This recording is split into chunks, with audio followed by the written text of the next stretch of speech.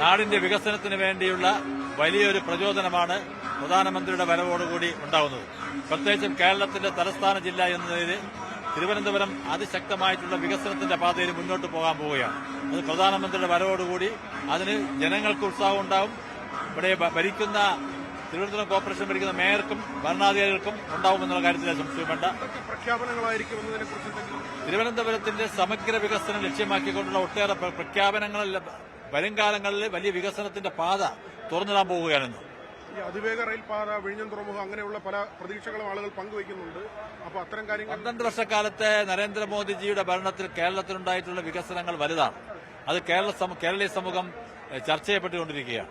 ഇനിയും വലിയ വികസനങ്ങൾ കേരളത്തിൽ വരാൻ പോകുന്നു. ഏറ്റവും കൂടുതൽ വികസന സാധ്യതയുള്ള ഒരു ജില്ലയാണ് തിരുവനന്തപുരം.